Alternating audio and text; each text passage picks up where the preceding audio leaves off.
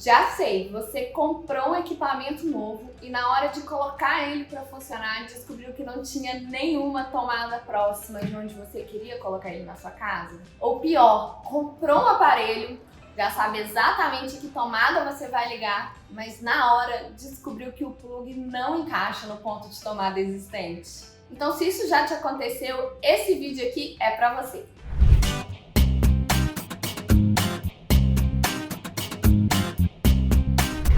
Oi, por aqui é a Rafa da Alveia Arquitetura e hoje eu vim gravar um vídeo muito pedido por vocês lá no Instagram. Hoje nós vamos falar sobre como planejar todas as tomadas aí da sua casa.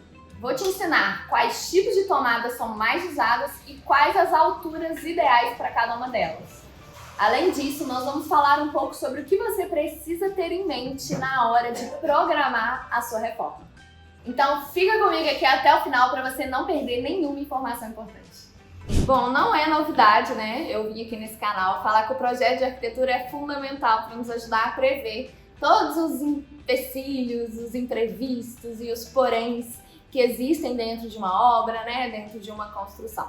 E, nada mais justo do que dizer que o projeto de pontos elétricos de arquitetura ele é fundamental para garantir aí a viabilidade da sua obra, da sua construção, no sentido usual mesmo.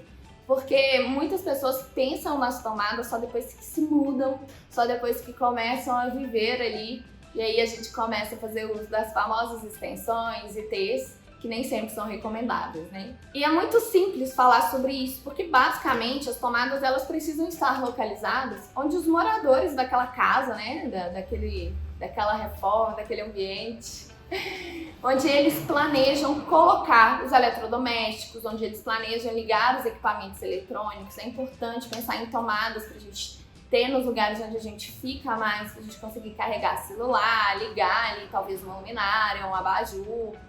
É importante, inclusive, pensar na limpeza da sua casa, porque se você usa muito aspirador de pó, por exemplo, e ele não é aquele modelo sem fio, você vai precisar ter tomadas no decorrer da sua casa que estejam ali para servir de apoio para esse tipo de equipamento. Já pensou nisso? Bom, e a primeira dica é que as tomadas, elas precisam ser instaladas onde os moradores, daquele lugar pretendem ligar aí os equipamentos eletrônicos, os eletrodomésticos. E não o contrário, né? Não é certo você chegar no lugar e dispor ali os seus equipamentos de acordo com a demanda de tomadas existente, porque nem sempre isso vai te garantir o melhor layout do seu ambiente. A primeira coisa que você vai fazer é uma listinha de todos os equipamentos, de todos os eletrônicos que você pretende ter na sua casa. Então dá um Google aí, dá uma pesquisada para caso você nunca parou para pensar nisso. Eu vou deixar aqui uma listinha dos elétricos e dos equipamentos que normalmente se usam dentro de uma casa, que a gente já está acostumado a prever por aqui, para que você se lembre, né? E é muito legal você pensar também em previsões. Então, por exemplo, hoje você não tem uma lava-louças, mas você pretende ter em algum momento.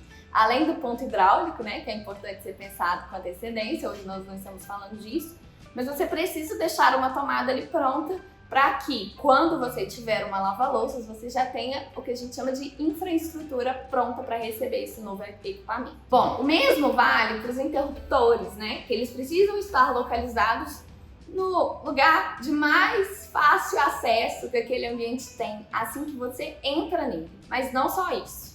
Você precisa pensar qual porta que você vai ter naquele ambiente, qual que é a forma de abertura dessa porta, né? Porque é muito comum a gente ver porta de correr que corre na frente do interruptor. E aí, para você acionar, você precisa abrir ou fechar a porta. Isso é muito comum. Mas uma outra coisa também que as pessoas às vezes não pensam é que se você tem um quarto, principalmente um quarto muito grande, mas por comodidade é legal, independente do tamanho do seu quarto, é importante que você pense num ponto de interruptor ao lado da cama, porque ele vai ser muito útil quando você precisar levantar durante a noite, quando você acordar, com algum barulho e precisar ver o que está acontecendo. Você não tem que atravessar o seu quarto para acender essa luz. Ela é imprescindível. Mas uma dica muito legal, principalmente se você tem idosos na sua casa, é que ao lado da cama tenha um interruptor que acenda não só a luz do quarto ou alguma luz do quarto, mas também a luz do banheiro, quando a gente fala de switch.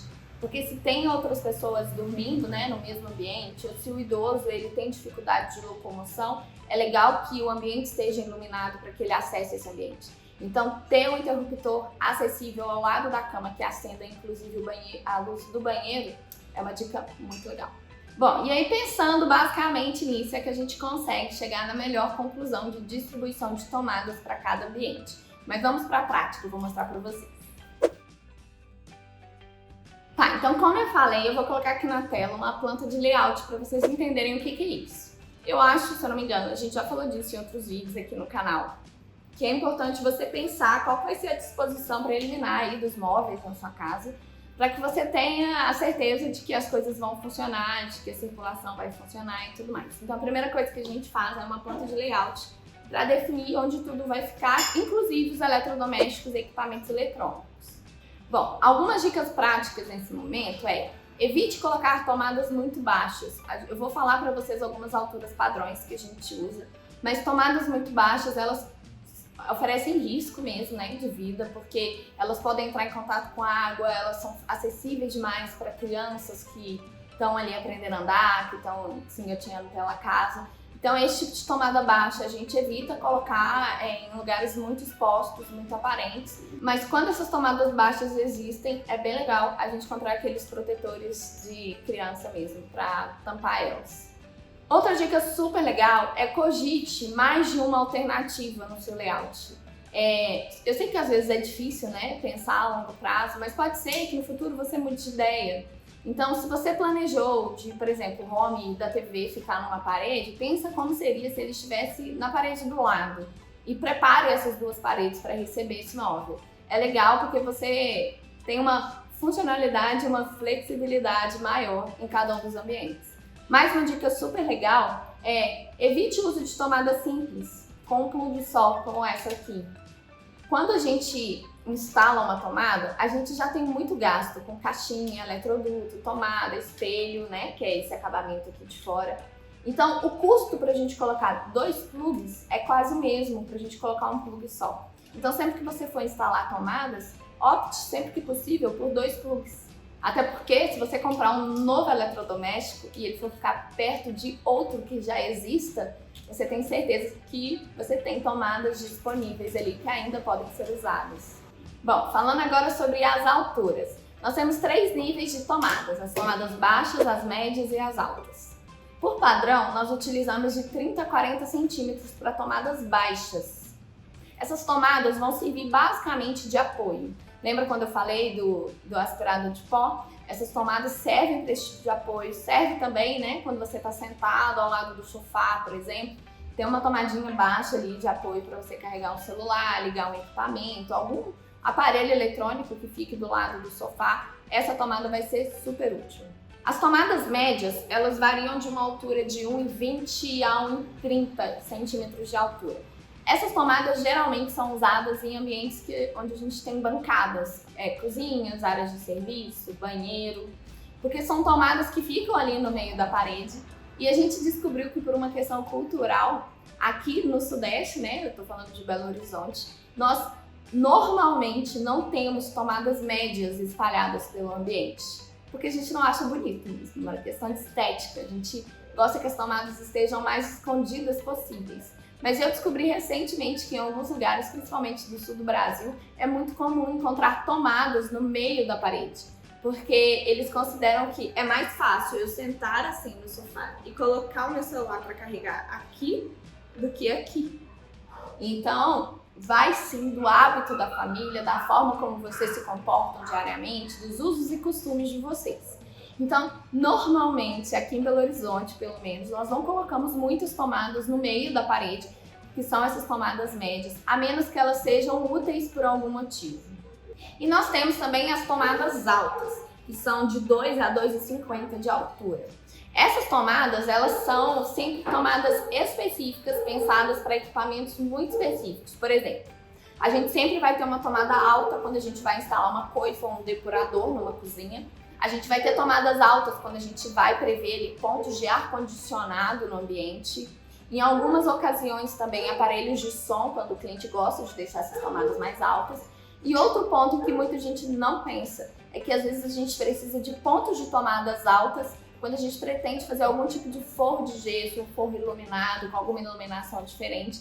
é legal a gente deixar esses pontos altos de espera, caso a gente vá fazer esse fogo no futuro, para que o eletricista tenha de onde tirar essa alimentação para as novas instalações que terão nesse fogo.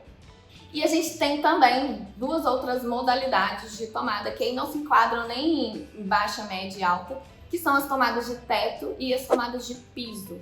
É muito comum a gente ter tomadas de piso em ambientes comerciais. Aqui na nossa sala a gente tem algumas bem acabadinhas, né? Bem maltratadas, mas que são úteis em salas comerciais, porque isso dá pra gente uma variedade maior de disposição mesmo dos móveis, que é a distribuição desse layout. Mas quando a gente fala de um ambiente residencial, elas não são tão úteis e não são tão seguras, também pelo mesmo motivo que eu falei das tomadas baixas.